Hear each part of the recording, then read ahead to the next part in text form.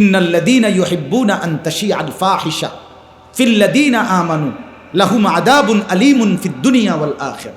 সূরা নূরের আয়াত।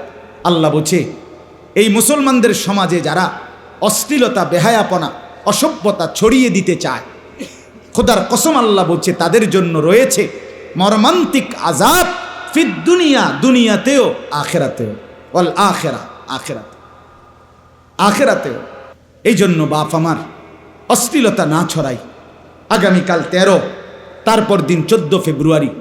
এই 14 ফেব্রুয়ারিকে কেন্দ্র করে বিশ্ব ভালোবাসা দিবসের নামে, ওয়ার্ল্ড ভ্যালেন্টাইন্স ডের নামে এই অসভ্যতা, এই অশ্লীলতা, এই নোংরামি, এই বেহায়াপনা, এই নির্লজ্জতা, এই জেনা ব্যভিচারের এই আড্ডা, আল্লাহর কসম, এই এখানে যারা যুবক বসছ, আমি তোমাদের এক বন্ধু, এক দরদি ভাই, রাতের শেষ বেলা, রাত 12টা পার হয়েছে, এই মধ্য রজনীতে আল্লাহর বড় মোবারক সময়ে আমি অনুরোধ করছি, যদি মায়ের এক ফোঁটা পবিত্র দুধ খায়া থাকো, যদি মুসলমান বাবার ঘরে জন্ম নিয়ে থাকো, যদি ডান কানে আর বাম কানে আজান হয়েছিল, ইকামত হয়েছিল মনে থাকে তোমার, তুমি যদি মুসলমানের বাচ্চা পরিচয় দাও, আল্লাহর কসম যুবকরা তোমরা ওয়াদা করো যে এই 14 ফেব্রুয়ারির নামে এই অসভ্যতা, এই নোংরামি, এই অশ্লীলতাতে আমরা জড়াবো না। বলো ইনশাআল্লাহ, বলো ইনশাআল্লাহ, জোরসে বলো ইনশাআল্লাহ। আমরা এই নোংরামিতে নাই।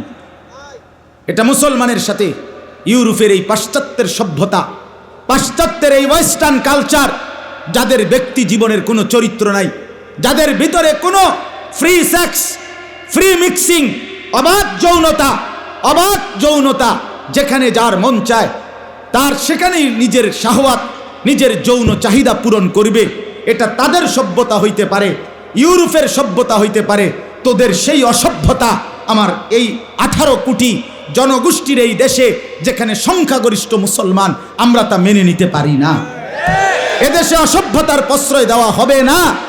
আগামী দিনের প্রজন্ম তোমরা মনে রাখো বন্ধুরা, ওলামায়ে কেরামের এই দিক নির্দেশনা যদি মনে না রাখে, তাহলে মাধ্যমিক এটা কোনো দল না, এটা পার্টি না, এটা কোনো ক্ষমতা না, এটা কোনো মার্কারে নামানো ডুবানো না, বরং প্রজন্ম বাঁচানোর স্বার্থে আমরা স্পষ্ট বললাম, মাধ্যমিক লেভেলে শিক্ষার নামে, সিলেবাসের নামে, কারিকুলামের নামে যেই স্বপ্ন, যেই চিন্তা চেতনা বাস্তবায়নের ইউরোপীয় পরিকল্পনা বাংলাদেশের নীল নকশা চলছে, এটার একটাই টার্গেট, ছেলে মেয়ের অবাধ যেই বিভেদ, আলাদা পার্থক্য, এটা তুলে দিয়ে ফ্রি সেক্স, ফ্রি মিক্সিং, অবাধ যৌনাচার বাংলাদেশে চালু করা।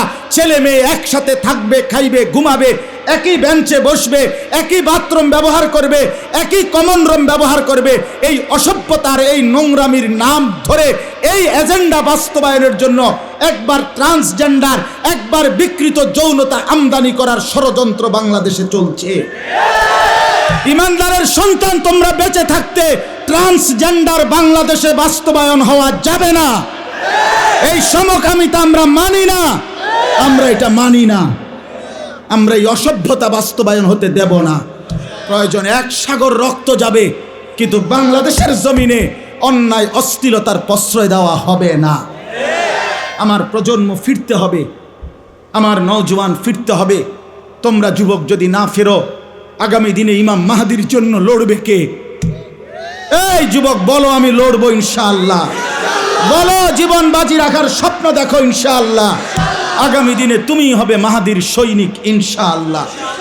গোলামির সেজদা করো, ফজরের সেজদা করো ইনশাআল্লাহ। কেউ বলতে হবে না তুমি ঠিকই ইমাম মাহদিকে পাবা। হ্যাঁ, আমি পরীক্ষিত, প্রমাণিত কথা বললাম, হাসি দিয়ে উড়াই দিও না। 2-4 জন ফালতু মানুষ থাকবেই, 2-4 জন গাফেল থাকবেই। তুমি আগায় আসো, 1 জন আগাও, 2 জন আগাও, ফজরের সেজদা করো। ফজর যার কপালে ফজরের নামাজের সেজদা আছে, ইনশাআল্লাহ সে ইমাম মাহদিকে চিনবে এবং ইমাম মাহদির সঙ্গী হবে। হ্যাঁ, এটা হাদিসে আছে। ফজরের নামাজ পড়ে দাজ্জালের বিরুদ্ধে ঈসা আলাইহিস সালাম এবং মাহদি, ওনারা দাজ্জালকে চূড়ান্ত আক্রমণের জন্য, লড়াইয়ের জন্য, শেষ লড়াইয়ের জন্য বের হবে। দাজ্জালের বিরুদ্ধে লড়াইয়ের জন্য ফজর পড়ে।